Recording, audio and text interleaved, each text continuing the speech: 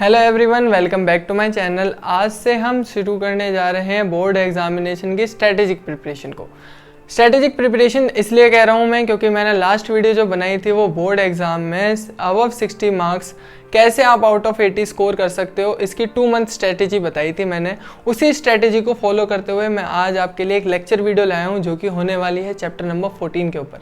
Chapter number 14 है आपका statistics. Statistics आपका 6 से 7 मार्क्स की वेटेज रखता है बोर्ड एग्जामिनेशन में, और ये ग्रैब करने बहुत ही ज़्यादा ईजी हैं क्योंकि इसमें बहुत ही ज़्यादा सिलेबस को कर दिया गया है reduce.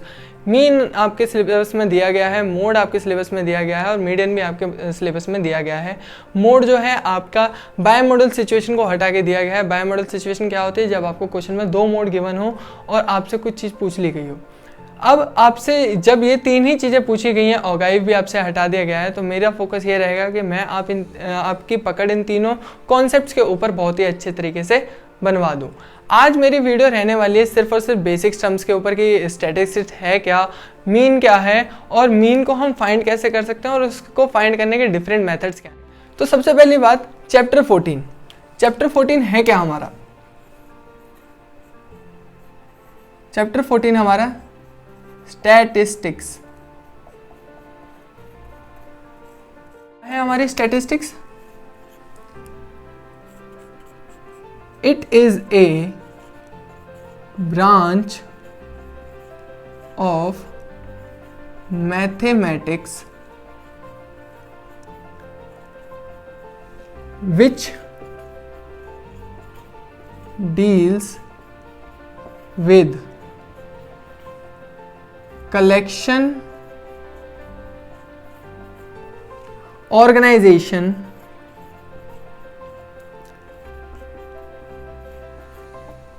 presentation and interpretation of data। कुछ लोग इसे डेटा बोलते हैं, कुछ लोग इसे डाटा बोलते हैं। प्रोनाउंसिएशन वेरी कर सकते हैं बट मीनिंग सेम होता है। अब स्टैटिस्टिक्स है क्या? एक ब्रांच है मैथमेटिक्स की जो कि डील करती है collection, organisation, presentation and interpretation of data का। अब डेटा चीज क्या होती है? डेटा को समझो बच्चों। डेटा होता है आपका,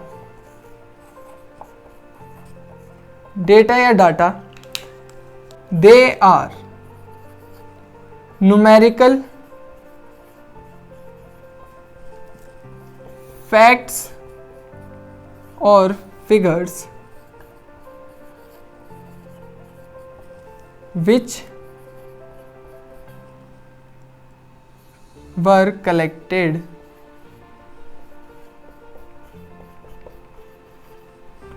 for a definite purpose। Data क्या होते हैं? ये न्यूमेरिकल फैक्ट्स और फिगर्स होते हैं जो कि कलेक्ट किए जाते हैं किसी एक डेफिनेट पर्पस की वजह से। अब इन्हीं डेटा को हम कलेक्ट करते हैं, फिर ऑर्गेनाइज करते हैं, फिर प्रेजेंट करते हैं और उस प्रेजेंटेशन से हम उन डेटा को इंटरप्रिटेट करते हैं कि ये डेटा लिया क्यों गया था और इससे हमें क्या इंफॉर्मेशन मिल रही है। ये चीज़ को कहते हैं हम स्टैटिस्टिक्स।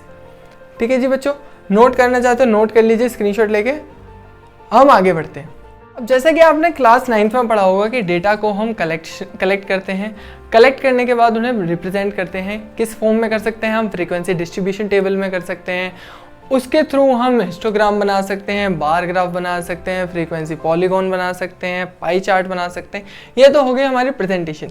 अब जो मेन चीज़ होती है वो होती है measure of central tendency. Measure of central tendency होता क्या बच्चों? measures of central tendency। Measures of central tendency के अंदर जो कि आपके सिलेबस में 3 टॉपिक दिए गए हैं वो आते हैं, मीन आता है, मीडियन आता है और मोड आता है। अब इनकी ज़रूरत पड़ी क्यों, इसको एक एग्जाम्पल के थ्रू समझते हैं। ठीक है जी, जैसे कि मान लो हमारे पास एक टेस्ट होता है, क्लास में टेस्ट हुआ। टेस्ट में मेरे पास 2 बच्चे हैं, एक का नाम है राम और एक का नाम है श्याम। अब टेस्ट में मैंने क्वेश्चन दिए 5 जी, देखें, पहला, दूसरा, तीसरा, चौथा और पांचवा। ये मार्क्स भी वेरी करते हैं, जैसे कि राम ने पहले टेस्ट में, मतलब पहले क्वेश्चन में 10 मार्क्स स्कोर करे, वहीं श्याम ने 8 करे। ठीक है जी। अब राम ने दूसरे में 8 स्कोर करे और श्याम ने 4 करे। अब तीसरे में देखा जाए तो इसने करे 7 और इसने करे 10। अब फोर्थ में इन्होंने फिर करे 10, इन्होंने करे 9। अब देखा जाए फिफ्थ में, तो फिफ्थ में इन्होंने दोबारा करे 10 और इन्होंने करे 6। ठीक है जी। हमने अब दोनों के डेटा को कलेक्ट करा कि हाँ किसने कितने स्कोर करा, किस मार्क्स क्वेश्चन में कितने मार्क्स स्कोर करेंगे। बट हम उनसे इंफॉर्मेशन क्या निकाल रहे हैं? पहला हमने क्या इंफॉर्मेशन निकाली? पहले हमने निकाली मीन, और जिसे आप एवरेज भी कहते हैं।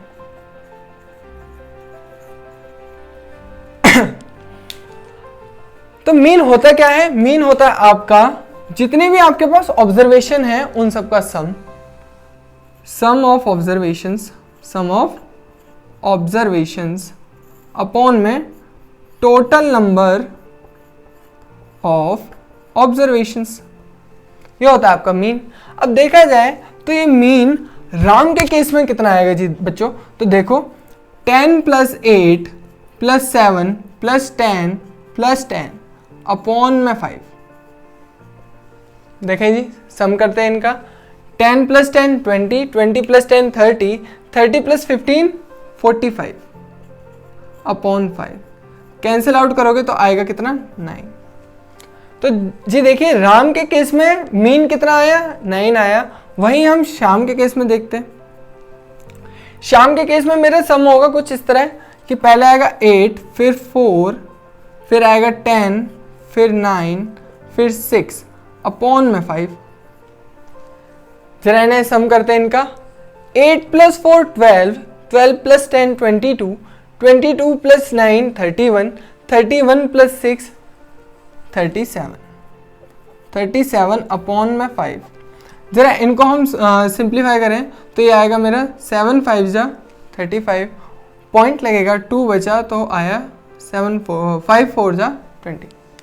तो अगर देखा जाए, कंपेयर करा जाए मीन के अकॉर्डिंग, तो राम की परफॉर्मेंस अच्छी रही थी श्याम से। ठीक है जी। अब हमने मीन के अकॉर्डिंग इनका मीन देखा, तो मीन के अकॉर्डिंग हमने देखा कि राम की परफॉर्मेंस श्याम से अच्छी थी। बट यही बात है ना, शाम को अच्छी नहीं लगी। शाम ने बोला कि जी आप अलग तरीके से हमारी परफॉर्मेंस को जज करें। अब उसने दूसरा तरीका क्या बताया जी? उसने दूसरा तरीका बताया मीडियन का बोला। उसने बोला कि आप पहले हमारे नंबर्स को करें सॉर्ट, असेंडिंग ऑर्डर में करें चाहे डिसेंडिंग ऑर्डर में करें। तो देखें जी, मीडियन में क्या करा उन्होंने? मीडियन में हमने इन नंबर्स को करा सॉर्ट। किस तरह करा? असेंडिंग ऑर्डर में करा। तो राम के नंबर्स देखिए जी क्या हो जाएंगे। फिर सबसे पहला सबसे छोटा तो आएगा 7, फिर आया 8, फिर आया 10, फिर 10, फिर 10। ठीक है।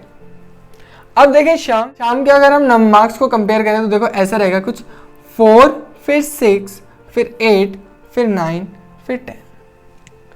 तो अब राम ने बोला कि हमारी मीडियन वैल्यू देखें, मिडल वैल्यू देखें, क्या पता मेरी एवरेज ज़्यादा आ रही हो और शाम जो मीडियन वैल्यू हो वो शाम की ज़्यादा अच्छी हो। तो उसने यह सजेशन दिया। तो सजेशन में देखा गया कि मीडियन वैल्यू में भी राम ने बाजी मार ली। राम की वैल्यू है मीडियन की 10 और शाम की है 8।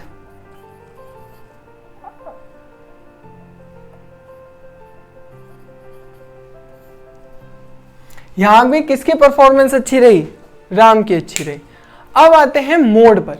मोड उन्होंने किस तरीके से बताया कि देखो जी, अभी यहाँ पे हमने देख लिया कि चलो मीडियन वैल्यू भी सही रही, राम के आगे है राम। मीन भी देख लिया कि मीन में भी राम आगे हैं। क्या पता जो मोड है। मोड मतलब होता है कि एक टर्म, एक ऑब्जर्वेशन कितनी बार रिपीट हुई है। तो मोड देखे जाए तो मोड में हम देखते हैं number of repetition, number of repetition.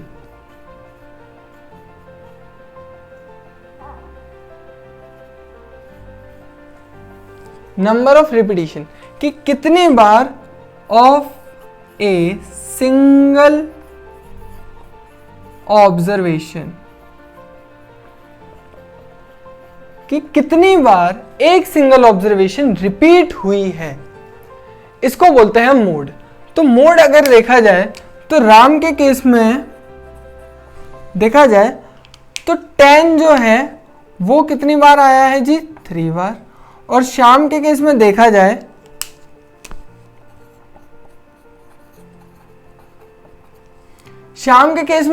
तो कोई मोड है ही नहीं, हर एक टर्म एक ही बार रिपीट हुई है। समझ रहे हैं आप मेरी बात को, कि यहां पे तो मोड हुआ ही नहीं। क्यों? यहां पे अगर मान लीजिए, अगर मैं यहां पे थोड़ी सी करेक्शन कर दूं मोड को समझाने के लिए, और मैं कह दूं कि यहां पे मेरा एक 10 है, तो यहां पे 10 आया है 2 टाइम्स, अब ये मोड बन गया। तो यहां पे अब मैं कंपैरिजन कर सकता हूं, तो तब भी कंपैरिजन मेरी राम जीतेगा उस कंपैरिजन में, क्योंकि राम ने सिंगल टर्म जो कि हमारी 10 थी वो ज़्यादा बार स्कोर करी है श्याम से।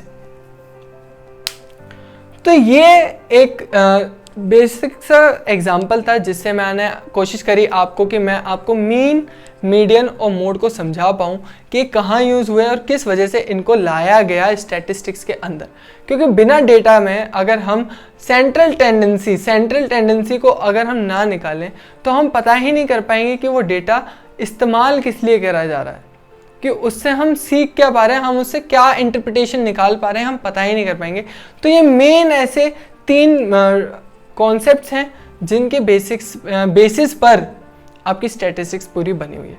तो आज हमारा मेन फोकस रहेगा मीन के ऊपर, कि मीन है क्या, उसका क्या फॉर्मूला है, क्या मेथड्स हैं और मीन को फाइंड आउट करने के। तो चलिए जी मीन को पढ़ना शुरू करें। चलिए बच्चों मीन के बारे में पढ़ते हैं कि मीन है क्या एक्चुअली में।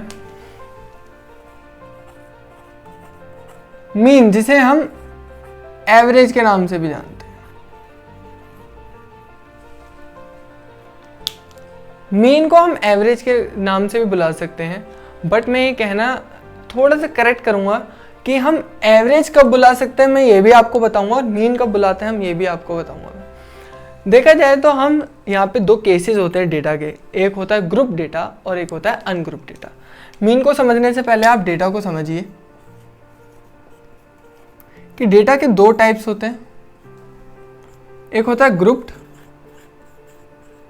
और एक होता है अनग्रुप्ड, जिसे हम रॉ डेटा भी बोलते हैं। अब ग्रुप्ड और अनग्रुप्ड में है क्या डिफरेंस? आपने 9th क्लास में सीखा होगा कि कई सारे एग्जांपल्स में आपने देखा होगा कि आपकी जो ऑब्जर्वेशंस थी उनको हम ऐसे रिप्रेजेंट कर रहे थे, जैसे कि एक क्लास में टेस्ट हुआ 10 मार्क्स का 10 स्टूडेंट्स का, तो कुछ ऐसे तरह से हम ऑब्जर्वेशन लिखते थे कि 7 आए, 4 आया, 6 फिर आया 7, फिर आया 4, फिर आया 9, फिर आया 8। इसी तरह से आपकी 10 ऑब्जर्वेशन होती थी, 1 2 3 4 5 6 7 8 9 10। तो ये आपको ऑब्जर्वेशन दी जाती थी कि हाँ जी ऐसे आपको ऑब्जर्वेशन दी गई है कि 10 मार्क्स का टेस्ट था, 10 बच्चों ने दिया, तो हर एक बच्चे के कितने मार्क्स स्कोर करे गए ये आपको ऑब्जर्वेशन दिया थी। सॉरी 4 बार रिपीट हो रहा है, 7 बार रिपीट हो रहा है। देखो 2 बार 7 हुआ, 2 बार 4 हुआ, तो इसमें देखा जाए, पर तब भी हमने क्या करा, उन्हें अलग अलग लिखा है, हमने उन्हें एक मान के नहीं लिखा है, इसे बोलते हैं रॉ डेटा। अब देखा जाए तो आपके पास ऑब्जर्वेशन थी कम, 10 बच्चों का टेस्ट था और 10 मार्क्स का टेस्ट था। अब हम जब रियल लाइफ में बात करते तो हमारे पास जो डेटा होता है वो लाखों के अमाउंट में होता है, कई सारे लोग होते हैं। अगर मान लिया जाए CBSE का ही देख लिया जाए तो 14 लाख 15 लाख बच्चे हर साल पेपर देते हैं, क्लास 10th क्लास 12th के। उनके अगर नंबर्स का हमें एवरेज या मीन वगैरह निकालना है तो अगर हम ऐसे लिखने लग गए तो हो गया काम। तो उस चीज़ को सॉर्ट आउट करने के लिए हम आते हैं ग्रुप डेटा में। ग्रुप डेटा में क्या होता है कि हम एक ग्रुप डिफाइन करते हैं। ग्रुप का मतलब है कि जैसे मान लो मैं इसको 2 हिस्सों में तोड़ूं, 2 हिस्से कौन कौन से हो सकते हैं कि 0 से 5 में कितने बच्चे और 5 से 10 में कितने बच्चे। अगर मैं ऐसे 2 ग्रुप तोड़ देता हूं तो मैं इनको आसानी से सॉर्ट कर सकता हूं। जैसे देखा जाए 0 से 5 में तो आएगा 4 4, बस 2 बच्चे। अब आपके दिमाग में एक ख्याल उठा होगा कि सर 5 यहाँ भी है और 5 यहाँ भी है और 5 यहाँ भी है, तो आप इस वाले 5 को किस में काउंट करोगे, इसमें काउंट करोगे या इसमें काउंट करोगे। तो भी बच्चों आप ध्यान रखना, जब भी अगर आपकी लोअर लिमिट और अपर लिमिट मैच हो रही है किसी भी क्लास इंटरवल की और वो ही नंबर आपको ऑब्जर्वेशंस में दे रखा है, तो आपको हमेशा वो नंबर उस क्लास इंटरवल में पुट करना है जिसमें उसकी वैल्यू लोअर लिमिट हो। ये कन्वेक्शन है, ये आपको मैथमेटिक्स में देखने को मिलेगा। तो आप देखो तो ये 5 यहाँ आएगा इस वाले में ग्रुप में, तो ये आया 1 2 3 4 5 6 7 8। तो आपके 8 बच्चे ऐसे थे जिनका स्कोर 5 से 10 के बीच में रहा। बट एक चीज़ यहाँ पे दिक्कत देती है ग्रुप डेटा की कि इसमें आपको एग्जैक्ट फिगर्स नहीं पता होती। ये तो पता होती है कि चलिए जी इस ग्रुप में 8 बच्चों ने स्कोर करा है 5 से 10 के बीच में, बट वो 8 बच्चों का स्कोर क्या था ये आपको डिफाइन नहीं होता। तो इस चीज़ को समझने के लिए हमने एक टर्म निकाली इसका इस्तेमाल करने के लिए, मतलब मीन में आपको क्योंकि आपको अगर मीन में एग्जैक्ट फिगर्स नहीं पता होंगे तो आप मीन नहीं निकाल सकते। चलिए अब थोड़ा ये मीन में पढ़ते पढ़ते मैं इस चीज़ को क्लैरिफाई करने की कोशिश करूँगा कि मैं कहना क्या चाहता हूँ। अब मीन को मैंने बोला जी एवरेज, यही एग्जाम्पल ले रहा हूँ मैं, यही एग्जाम्पल मैं ऊपर लिख देता हूँ। एग्जाम्पल है क्या जी मेरा कि टेस्ट हुआ था, 10 मार्क्स का हुआ था और 10 स्टूडेंट्स का हुआ था, और उनमें उनका स्कोर किस हिसाब से रहा, उनका स्कोर रहा 7 4 6 7 4 9 8 5 9 10, ये इनका स्कोर रहा। तो अब देखिए पहले तो मैं आपको थोड़ा सा 9th की चीज़ बता रहा हूँ कि ये चीज़ है क्या। जब रॉ डेटा होता है तो उसमें मीन को कैसे फाइंड करते हैं पहले मैं ये बता रहा हूँ। तो रॉ डेटा होता है जब, तो मीन का जो फॉर्मूला होता है वो हमेशा से यही रहा है। मीन का फॉर्मूला रहता है आपका सम ऑफ ऑल ऑब्जर्वेशंस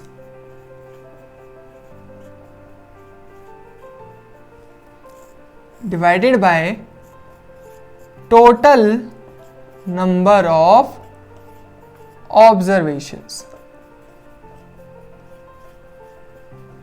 ये आपका फॉर्मूला रहता है।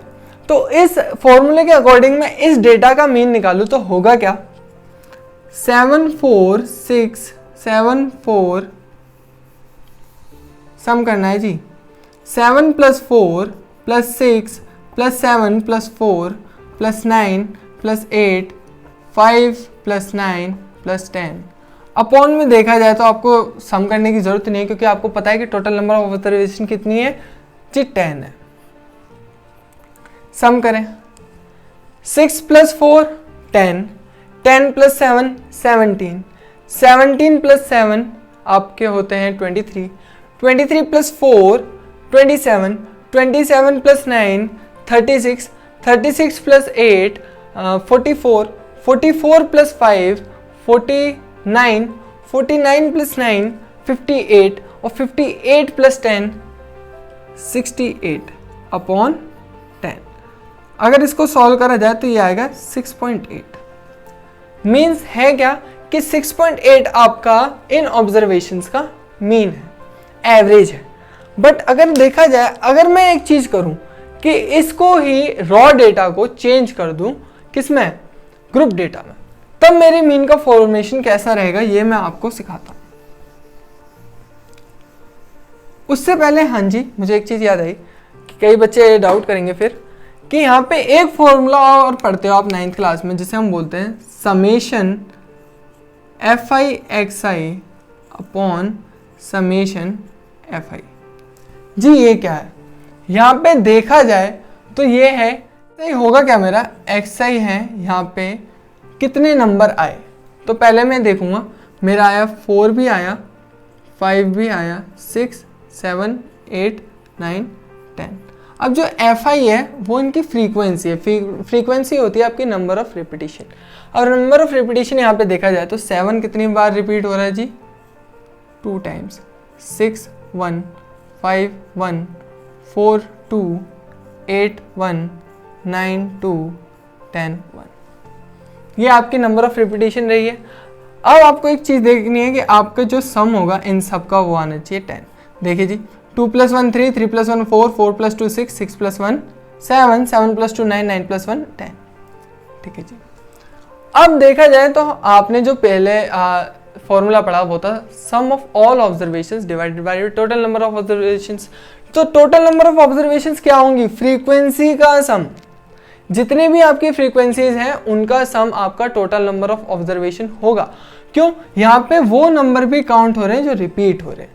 तो ये है क्या कि कौन नंबर कितनी बार काउंट हुआ, रिपीट हुआ, उनका कहते हैं फ्रीक्वेंसी और उनके सम को बोलते हैं हम टोटल नंबर ऑफ ऑब्जर्वेशन। अब हमें करना क्या, इस फॉर्मूले के अकॉर्डिंग इसका इस साइन का मतलब होता है समेशन, मतलब ये क्या करता है, सम करता है जी सबका। क्या करता है जी, सम करता है। तो आपको सम किस किस का करवाना है, fi और xi के प्रोडक्ट का।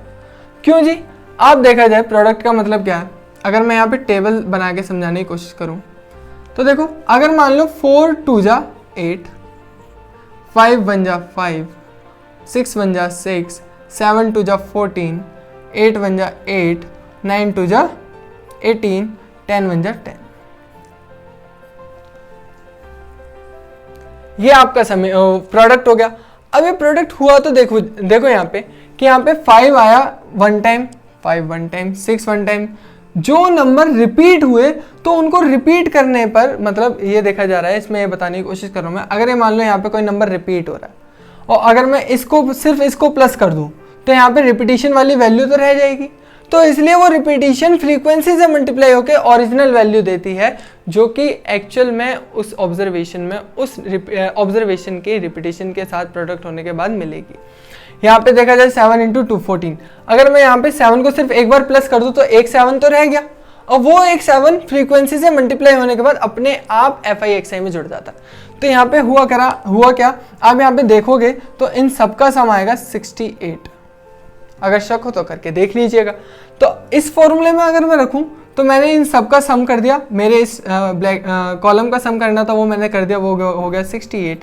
इस कॉलम का मुझे सम करना था वो हो गया मेरा 10। तो दोबारा मेरी मीन कितनी है, 6.8। और ये ही एक मेथड है जो आपकी 10th क्लास में भी पूछा जाएगा, इसको बोलते हैं हम डायरेक्ट मेथड। अब चलो चलते हैं method of finding mean, different methods of finding mean. उसके एक एक क्वेश्चन कराऊंगा मैं, उनको समझाने की कोशिश करूंगा, finding mean with different methods.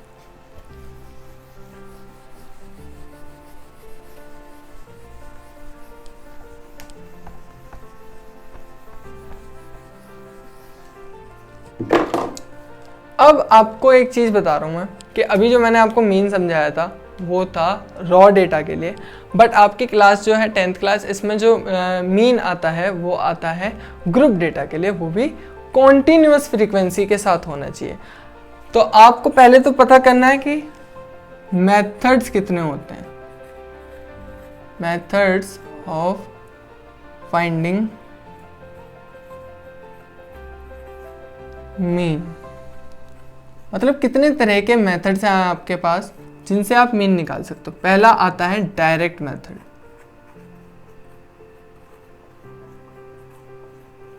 फिर सेकंड आता है आपका assumed method, assumed mean method, फिर थर्ड आता है आपके पास step deviation method, step deviation method. जी देखा जाए, अगर आपको अभी मैं फॉर्मूले लिखवाता जाऊंगा इन सबको समझाते हुए, तो देखा जाए तो सबसे छोटा फॉर्मूला इसका, उससे बड़ा इसका और सबसे बड़ा इसका। बट देखा जाए तो कैलकुलेशन जिसमें सबसे कम होंगी वो है ये, उससे ज़्यादा ये, उससे ज़्यादा ये, मतलब सबसे ज़्यादा कैलकुलेशन आपको डायरेक्ट मेथड में करने को मिलेंगी। उसकी कैलकुलेशन को ही शॉर्ट करने के लिए ये वाला मेथड निकाला गया, अज्यूम्ड मीन। फिर इसमें भी कुछ चांसेस थे कि और शॉर्ट हो जाए आपकी कैलकुलेशन, फिर ये निकाला गया स्टेप डेविएशन मेथड। तो चलिए शुरू करते हैं सबसे पहले डायरेक्ट मेथड के साथ कि डायरेक्ट मेथड को कैसे फाइंड आउट कर सकते हैं हम। सबसे पहला डायरेक्ट मेथड, जैसे कि नाम में पता चल रहा है कि आपको चीज़ें क्या करनी है, आपको डायरेक्टली एक एग्जांपल से शुरू करते हैं कि मेरे पास आपको क्या करना है। एग्जांपल ये कि मुझे फाइंड करना है मीन, फाइंड द मीन। अब मैंने कहा था कि आपको जो मैंने मीन फाइंड करके दिखाया था वो तो रॉ डेटा का। मैंने आपको ग्रुप डेटा भी बता दिया कि ग्रुप डेटा होता क्या है, और आपने थोड़ा बहुत 9th में भी पढ़ा होगा। अगर आप चाहते हो कि मैं डेटा को भी और अच्छे से क्लैरिफाई करूं, क्लास मार्क्स को भी अच्छे से क्लैरिफाई करूं, तो आप मुझे कमेंट सेक्शन में ज़रूर बताइएगा कि सर इसके ऊपर भी आप एक डिटेल वीडियो बनाएं, क्योंकि क्लास मार्क को समझाना एक अलग ही उसके लिए वीडियो लगेगी पूरी, क्योंकि कुछ टीचर्स होते हैं जो कि आपको फॉर्मूला बताएंगे और छुट्टी करेंगे। मैं आपको ये भी बताऊंगा कि क्लास मार्क का जो नीड होती है कि हमें क्यों चाहिए क्लास मार्क निकालना कॉन्टिन्यूस ग्रुप डेटा में, वो भी मैं आपको बताऊंगा आने वाले कुछ वीडियोस में। ठीक है जी। तो सबसे पहले आपको फाइंड करना है, तो आपको क्लास इंटरवल दे रखा है। क्लास इंटरवल होता क्या है, जो आपने ग्रुप बनाए थे उन्हीं को हम क्लास इंटरवल कहते हैं। यहाँ पे मेरे पास एक क्लास इंटरवल है 0 से 10, 10 से 20, 20 से 30, 30 से 40 और 40 से 50। अब एक चीज़ देखिए, पहले बात आपको ग्रुप दिख रहे हैं, और कॉन्टिन्यूस होने का मतलब ये होता है कि पहले ग्रुप की अपर लिमिट और दूसरे ग्रुप की लोअर लिमिट ये दोनों सेम होनी चाहिए। इसको हम बोलते हैं कॉन्टिन्यूस ग्रुप डेटा। तो क्वेश्चन ऐसे ही आएंगे, अगर आपके कॉन्टिन्यूस भी नहीं हो रहा तो आपको पहले वो करनी पड़ेगी। इस तरह के क्वेश्चन भी मैं आपको आने वाली वीडियो में सिखाऊंगा। सबसे पहले ये आपको CI दे रखी होगी और दे रखी होगी FI। FI मतलब वही है कि फ्रीक्वेंसी की, इसमें कितने क्वेश्चंस आपके, मतलब क्वेश्चंस में मतलब कि इसमें से कितने डेटास की कितनी फ्रीक्वेंसी थी आपको गिवन है। जैसे कि यहाँ पे गिवन है 7, 10, 15, 8 और 10, 8 और 10, ये आपको क्या दे रखी है, FI। अब मैं डायरेक्ट मेथड का अगर फॉर्मूला यहाँ पे लिखूं, मीन को बच्चों इससे डिनोट करते हैं x के ऊपर बार, तो यहाँ पे डायरेक्ट मेथड का फॉर्मूला होता है sigma FI XI upon sigma FI। ये मेरा मेथड फॉर्मूला होता है। तो अकॉर्डिंग टू दिस, अब मेरे को पहली बात तो चाहिए XI, क्योंकि आपको क्वेश्चन में XI गिवन नहीं है। XI है क्या, XI को मैं यहां समझा रहा हूं। XI होता है आपका क्लास मार्क। क्या होता है बच्चों, क्लास मार्क। और इसको फाइंड कैसे करते हैं हम, फाइंड हम ऐसे करते हैं, जो भी आपको जिस भी क्लास इंटरवल का XI निकालना है, उस क्लास इंटरवल की upper limit plus lower limit को प्लस करिए और 2 से कर दीजिए डिवाइड। ये आपका क्या होता है, XI। तो हम यहाँ पे XI निकालेंगे, तो ये मेरी पहली क्लास इंटरवल है। इसमें मेरी अपर लिमिट कितनी जी 10, लोअर लिमिट कितनी जी 0 अपॉन 2। देखा जाए 10 अपॉन 2 कैंसिल करेंगे तो क्या आएगा जी 5। अब यहाँ पे देखा जाए तो ये आएगा 10 प्लस 20 अपॉन 2, 30 अपॉन 2, जो कि क्या आएगा जी 15। अब मैं एक ट्रिक बता रहा हूं आपको कि अगर आपने XI निकाल लिया पहला, ठीक है जी, और उसमें जो अभी आपका पहला XI आ गया, तो उसके बाद आपको दोबारा आगे से कैलकुलेशन करने की जरूरत नहीं है। क्यों नहीं है, आपको दो चीजें ध्यान में रखनी है। पहली बात क्या, कि जो भी आपका क्लास इंटरवल दे रखा है वो होना चाहिए continuous, lower limit upper limit match करनी चाहिए एडजेसेंट क्लास इंटरवल्स की। दूसरा, जो इनके बीच में डिफरेंसेस हैं वो होने चाहिए कांस्टेंट। जैसे 0 से 10 का डिफरेंस क्या है, 10 का। 10 से 20 का डिफरेंस क्या है, 20 का। 20 से 30 का डिफरेंस क्या है, 10 का। और 30 से 40 का डिफरेंस क्या है, 10 का। 40 से 50 का डिफरेंस क्या है, 10 का। तो देखा जाए तो मेरे पास 5 क्लास इंटरवल हैं और सबका जो कि डिफरेंस है वो है 10। तो आपको ये 10 डिफरेंस मिल गया, तो आप निकालो पहला और उसमें वो डिफरेंस प्लस करते रहो। जैसे कि यहीं आपको दिख रहा होगा 5 मेरा पहला आ गया, डिफरेंस मेरा 10 का है, प्लस करूँगा 15 आएगा। इस वाली क्लास इंटरवल का डिफरेंस आएगा मेरा 25 और इसका आएगा मेरा 35 और इसका आएगा मेरा 45। अगर आपको बच्चों शक हो तो आप निकाल के भी देख सकते हैं कैलकुलेशन करके, ये ही आपको आंसर मिलेंगे। और ये ट्रिक बेटा हमेशा काम आती है कि आप पहले देख लो कि हाँ कॉन्टिन्यूस हो आपकी क्लास इंटरवल्स, फिर उनके बाद ये देख लो कि हाँ उनके बीच में जो भी डिफरेंसेस है वो होने चाहिए कांस्टेंट। अब ये हो गया मेरा एक्स आई। फॉर्मूले के अकॉर्डिंग देखा जाए तो मुझे एक एफ आई एक्स आई नाम की भी टर्म चाहिए जिसको मेरे को बार बार सम करना है, तो आप वो भी निकालें, एक्स आई और एफ आई। अब एक्स आई एफ आई का मतलब क्या है कि यहाँ पे जो एफ आई है और यहाँ पे जो एक्स आई की वैल्यू है इन दोनों को कर दो मल्टीप्लाई। तो जी देखो 5 × 7 करना है मुझे, जो कि होगा मेरा 35। यहाँ मुझे करना है 15 × 10 जो कि होगा मेरा 150। यहाँ करना है मुझे 15 × 25 जो होगा बच्चों मेरा, मल्टीप्लाई करके देख लेते हैं, 5 × 5 = 25, 2 ऊपर, 5 × 2 = 10 + 2 12, 5 × 1 = 5, 2 × 1 = 2, 573, 375 मेरा ये आएगा। अब देखिए जी 8 और 35 की मल्टीप्लाई करनी है मुझे, तो यहाँ पे देखा जाए 35 × 8, 8 × 5 = 40, 4 इधर, 8 × 3 = 24 + 4 28, तो ये मेरा आया 280 किसका, 35 × 8। लास्ट आएगा मेरा 45 × 10, 45 × 10 ये आया मेरा 450। अब मुझे करना है क्या, मुझे चाहिए इनका सम, क्योंकि मुझे फॉर्मूले में समेशन चाहिए, तो मैं करूँगा इनका सम होगा कैसे, 5 + 5 10, 1 ऊपर, 3 + 1 4, 4 + 5 9, 9 + 5 14, 14 + 8 22, 22 + 7 29 और ये 2 इधर, 2 + 1 3, 3 + 3 6, 6 + 2 8, 8 + 4 12। ठीक है जी। और यहाँ पे अगर मैं फ्रीक्वेंसी का सम कर लूँ तो फ्रीक्वेंसी का सम देखिए जी, 10 + 10 20, 20 + 15 35, 35 + 15 50। तो अब देखा जाए तो देखो बच्चों कि मेरा जो सिग्मा मतलब एक्स बार जो मीन है मेरा वो होता है sigma x I F I upon sigma f आई। अगर सम वैल्यूज़ को देखा जाए तो ऊपर आएगा 1290, नीचे आएगा 50, 0 से 0 कैंसिल, 5 × 1 = 5, 5 × 2 = 10, 2 गया इधर, 5 × 5 = 25, 4 बचा 0.8। तो मेरी जो मीन की वैल्यू आती है बच्चों वो आएगी 25.8 आंसर।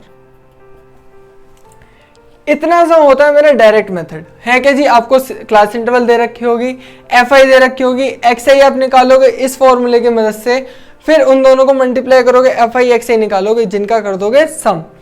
एफ आई की टेबल का आपको करना है सम कॉलम का और उन दोनों को कर देना डिवाइड, मेरा आंसर आ जाएगा। ये होता है बच्चों direct method for finding mean. अब चलते हैं नेक्स्ट मेथड पे जिसका नाम है अज्यूम्ड मीन मेथड। अब आता है आपके पास टॉपिक सेकंड मेथड जिसे हम बोलते हैं अज्यूम्ड मीन मेथड। अब ये एक्चुअली में है क्या और इसको बनाया क्यों गया, जब हमारे पास एक मेथड था जिससे हम मीन निकाल सकते थे। इसको बनाया इसलिए गया क्योंकि आपने अभी देखा कि मेरे को साइड में भी मल्टीप्लिकेशन करने की ज़रूरत पड़ी। अब अगर देखा जाए तो फ्रीक्वेंसी भी बहुत बड़ी बड़ी हो सकती है, क्लास इंटरवल भी बहुत बड़े बड़े हो सकते हैं, तो आपके पास जो एफ आई और एक्स आई की वैल्यूज़ आएंगी वो बड़ी आएंगी, तो डायरेक्टली सॉल्व करने में होने लगेगा समय और एक्यूरेसी कम होने के भी चांसेस होंगे। तो अब आपने निकाला अज्यूम्ड मीन मेथड जिसमें आप करते क्या हो, आप एक आर्बिट्रेरी एलिमेंट ले लेते हो एक्स आई में से, फिर उसकी मदद से आप क्या करते हो, डेविएशन क्रिएट करते हो जिससे आपकी कैलकुलेशन हो जाती है शॉर्ट। तो देखा जाए पहले तो मैं आपको फॉर्मूले के अकॉर्डिंग सिखाना चाहूँगा, फिर आपको एग्जाम्पल लेके बताऊँगा। फॉर्मूले के अकॉर्डिंग क्या है, आपको कुछ सी आई दे रखी होगी, आपको एफ आई भी दे रखी होगी, सी आई की मदद से आप एक्स आई निकाल सकते हो। अब इतना तो आप डायरेक्ट मीन में कर ही देते। अब आपको यहाँ एक टर्म निकालनी है जिसको बोलते हैं हम डी आई। अब डी आई होगी क्या, आपने एक्स आई में से मिडल में से मान लो एक एलिमेंट को ले लिया जिसका नाम है ए, ठीक है। तो डी आई मेरा होगा क्या, डी आई मेरा होगा एक्स आई माइनस ए। तो अब देखा जाए तो मुझे अब इसकी मदद से आपको मीन निकाल के दिखाना है। तो इससे मैं मीन का फॉर्मूला कैसे बना सकता हूँ वो देखिए जी। मीन होता क्या है जी, मैंने अभी आपको बताया जो भी आपका एलिमेंट है उसके ऊपर बार, ये होता है। तो डी मैंने एक एलिमेंट माना, पहले मैंने एक्स मान रखा था, अब मैंने माना डी, तो डी के ऊपर बार। तो अकॉर्डिंग टू फॉर्मूला ये होगा डी आई एफ आई या F i d i upon F I, ठीक है बच्चों, ये होना चाहिए। अब डी आई की वैल्यू है क्या एक्चुअली में, डी आई की वैल्यू है x i minus A upon sigma f आई। अब मैं क्या करूंगा, सिग्मा एफ आई के ऊपर दोनों में मल्टीप्लाई कर दूंगा, sigma f i x i minus sigma f आई। अब देखो ए जो है वो कांस्टेंट है, वो वेरिएबल नहीं है। जिसके पास आई है वो वेरिएबल है कि उसकी हर एक क्लास इंटरवल पे अलग वैल्यू जनरेट होगी, बट नहीं, ए मेरा कांस्टेंट है। तो कांस्टेंट को मैं सिग्मा के बाहर भी लिख सकता हूं, ठीक है जी, अपॉन में सिग्मा एफ आई। अगर मैं डिनोमिनेटर को सेपरेट करके सॉल्व करूं तो ये आएगा मेरा sigma f i x i upon sigma f i minus A sigma f I upon sigma f आई।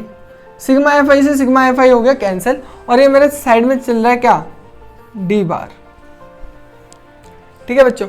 अब इसको यहां समझिए थोड़ा, तो ये हो गया ये। अब देखो डी बार मेरा किसके बराबर, sigma f i x i upon sigma f i minus ए।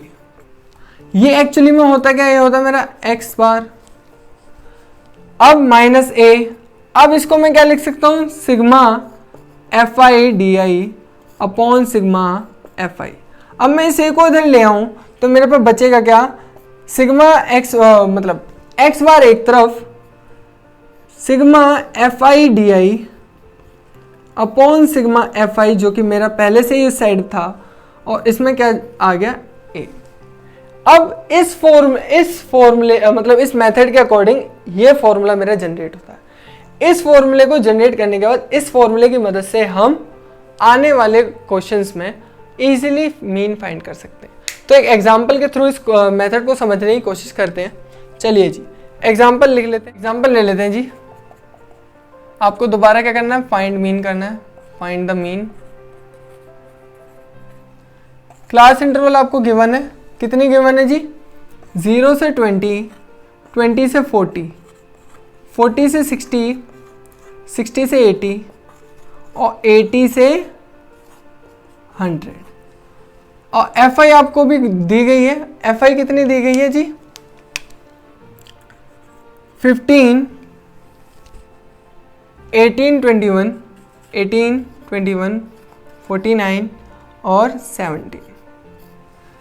सबसे पहला काम आपको करना है कि देखो आपको फॉर्मूला पता ही है, x bar equals to sigma f i d i upon sigma f i plus a. तो आपको एफ आई का सिग्मा तो चाहिए, मतलब समेशन ऑफ एफ आई तो चाहिए। सबसे पहले मैं यही सॉल्व कर लेता हूँ। 9 + 1 10, 7 + 8 15, तो 10 + 15 25, 25 + 5 30, 3 + 1 4, 4 + 1 5, 5 + 2 7, 7 + 4 11, 11 + 1 12। तो मेरा एफ आई का सिग्मा कितना आया, 120। अब मेरे को निकालना है एक्स आई। एक्स आई का मैंने फॉर्मूला बताया था कि आपको जिस भी क्लास इंटरवल का एक्स आई निकालना है, अपर लिमिट लोअर लिमिट को प्लस करें और 2 से डिवाइड करें। तो देखो 20 + 0/2 जो कि होगा 10। ठीक है बच्चों, अब देखो यहाँ पे कॉन्टिन्यूअस क्लास डिस्ट्रीब्यूशन है। दूसरा, इनके बीच में जो डिफरेंस है वो कांस्टेंट है, वो कितने का है, 20 का। तो मैं इसमें 20 प्लस करूंगा तो 10 + 20 30, ये 30 + 20 50, 50 + 20 70, 70 + 20 90। ये मेरा आ गया क्या, एक्स आई। अब मेरे को इसमें एक आर्बिट्रेरी वैल्यू लेनी, आर्बिट्रेरी वैल्यू होती है कि आप कोई सी भी ले सकते हैं, कोई ये नहीं है कि आपका रूल है कि आप यही लेना है, बट मैं ये कह रहा हूँ कैलकुलेशन सॉल्व करने के लिए आप मिडल वैल्यू को लीजिए। ये मेरा क्या हो गया जी, ए। अब आपको निकालना है कॉलम जिसका नाम है डी आई, और डी आई एक्चुअली में है क्या आपका, डी आई है आपका x i minus A.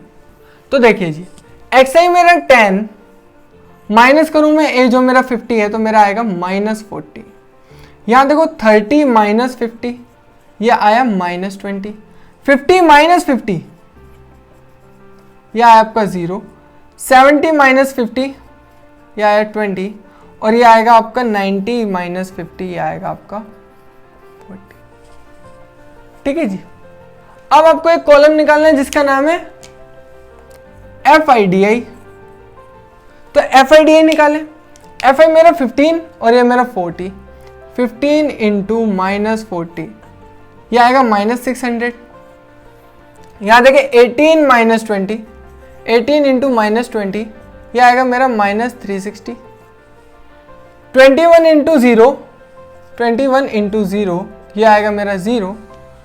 49 into 20, 49 into 20 यह आएगा मेरा 980। 17 इंटू 40, 17 इंटू 40 0 28 2।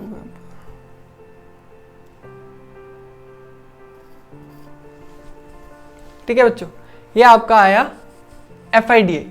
अब इसका समेशन भी चाहिए मुझे, तो समेशन देखो, पहले तो करो माइनस वाली टर्म्स का सम, ये आएगा मेरा -960। फिर करो प्लस वाली टर्म्स का सम, तो देखो 0 + 0 0, 8 + 8 16, 1 गया ऊपर, ये आएगा 1 ये। तो अब देखो समेशन क्या रहा, 1660 में से मेरे को माइनस करना है, प्लस करना था -960 को, प्लस माइनस माइनस हो जाएगा 1660 -960। तो माइनस करें, देखो 0 में से 0 गया 0, 6 में से 6 गया 0, 16 में से 9 गया 7, तो ये आया मेरा 700। ये 700 एक्चुअली में है क्या मेरे पास, sigma f i d i की वैल्यू। पहले आप इतना नोट करें, फिर आगे के कैलकुलेशन में इसे रफ करने के बाद करता हूँ। ठीक है जी, इन वैल्यूज को मैं ऊपर लिख लेता हूँ। Sigma f i d i मेरा कितना है 700, सिग्मा एफ आई मेरा कितना है 120, और ए मेरा कितना है जी 50। इन वैल्यूज को ऊपर लिखने के बाद अब आपको इनसे आंसर निकालना।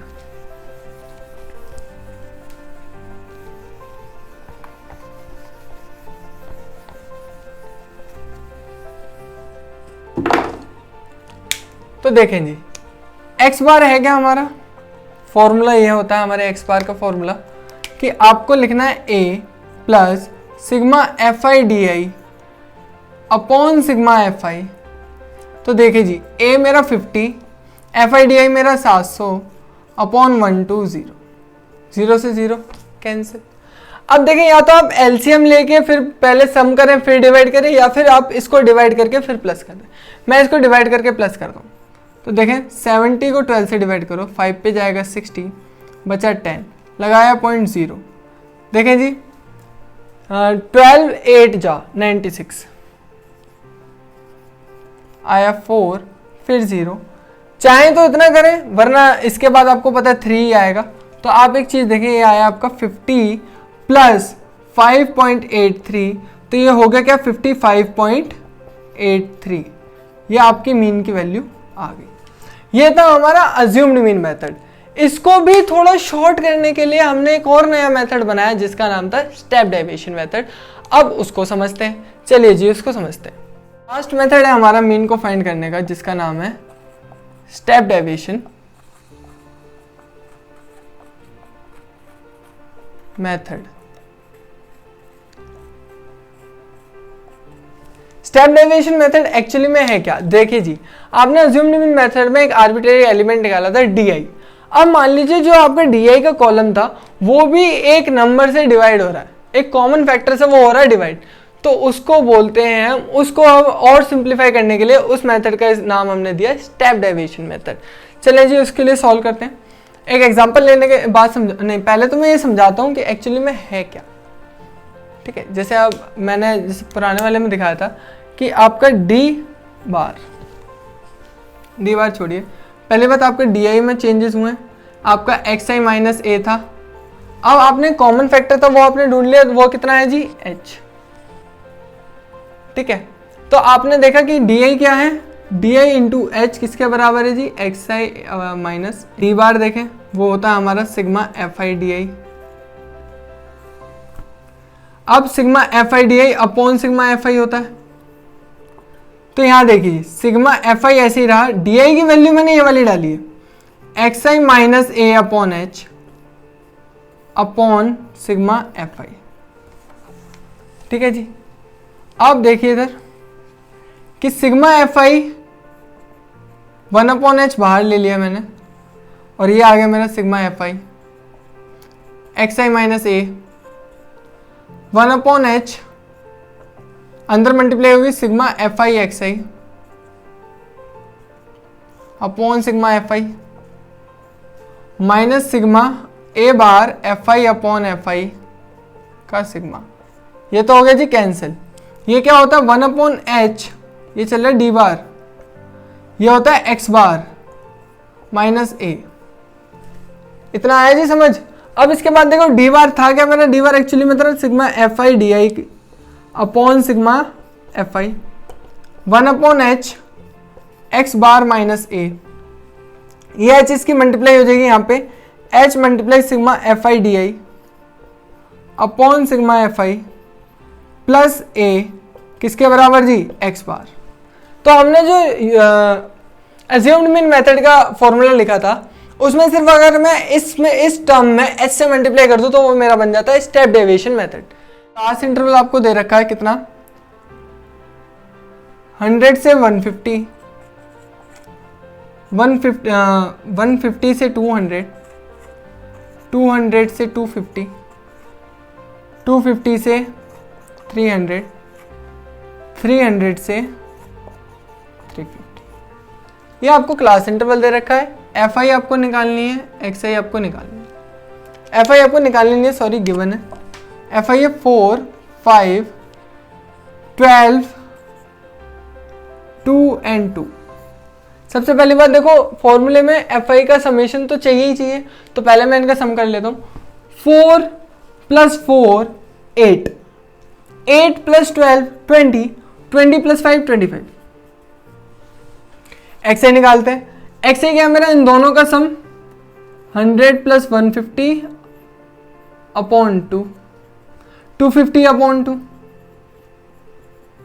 कैंसिल हो गया, कितना आएगा जी 125, तो मेरा आ गया 125। अब देखो इनके बीच में 50 का कांस्टेंट डिफरेंस चल रहा है, तो मैं इनमें 51 प्लस कर दूंगा। 125 प्लस 50 175, 175 प्लस 50 225, 275 325। ठीक है जी, ये तो मेरा क्या हो गया जी एक्स आई। अब मुझे चाहिए डी आई। अब ध्यान रखना स्टेप डेविएशन में डी आई एक्चुअली में है क्या, डी आई यहां पे होता है x i minus A upon H. समझ में आया जी इतना, x i minus A upon H. अब आप एक चीज देख लीजिए कि ये तीनों, मतलब ये तीनों नहीं, ये सारे किसके टेबल में आते हैं, मतलब इनका कॉमन फैक्टर क्या है। सबसे छोटा कॉमन फैक्टर ले रहा हूं मैं 5, 5 से ये सारे डिवाइड होंगे। तो देखो पहले तो मैंने लिया एक्स आई में से एक नंबर ये। अब देखो मैं सॉल्व करता हूं, कैसे करता हूं। डी आई मेरा क्या है 125 माइनस 225 अपॉन 5। ए मेरा है 225, एच मेरा है 5। ठीक है बच्चों, तो अब इसको सॉल्व करते हैं हम। तो देखो 225 में से 125 गए तो बचे 100, 100 अपॉन 5 माइनस के होंगे तो आएगा 20, तो -20 इसका आंसर।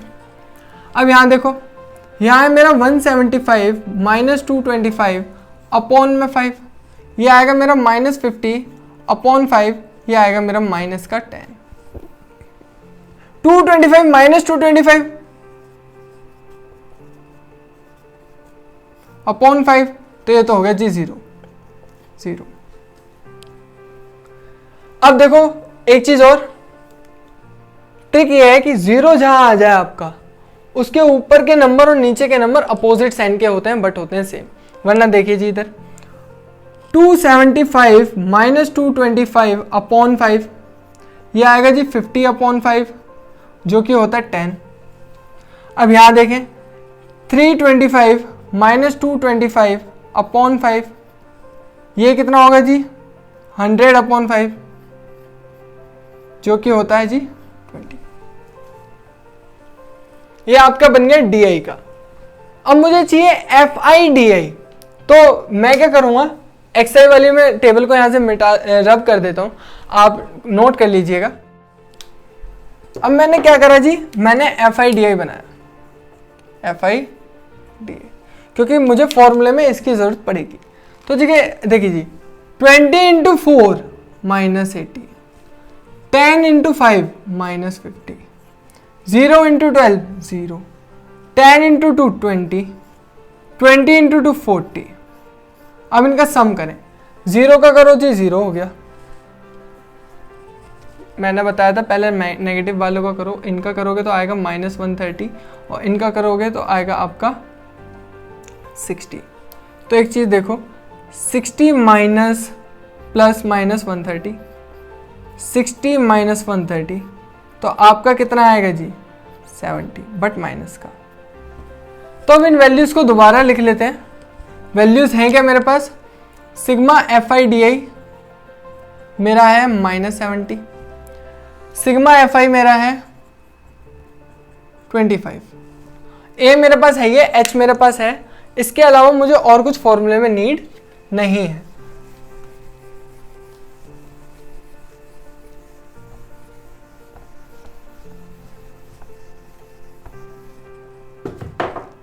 तो देखें जी एक्स बार, पहले तो फॉर्मूला भी अगर आपने लिख दिया तो 1 नंबर मिलने के चांसेस होते हैं।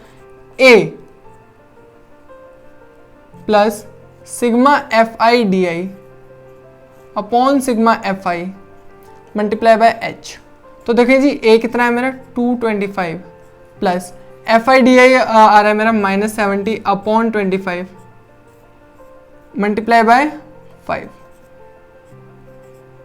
देखो 5 बन जा 5, 5 बन जा 5, 5 बन जा 5, 3 गया इधर, 2 गया इधर तो 4। तो ये आया मेरा 225 माइनस 14 प्लस माइनस माइनस। तो देखो 5 में से 4 गया आया 1, 2 में से 1 गया आया 1 और ये आया मेरा 2। तो आंसर मेरा होगा 211।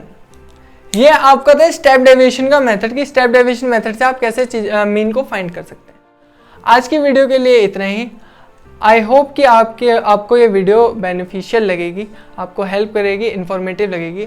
अगर आपका कोई क्वेश्चन है तो कमेंट सेक्शन में ज़रूर पूछिए और कमेंट सेक्शन में ये भी बताइएगा कि आपको ये वीडियो कैसी लगी।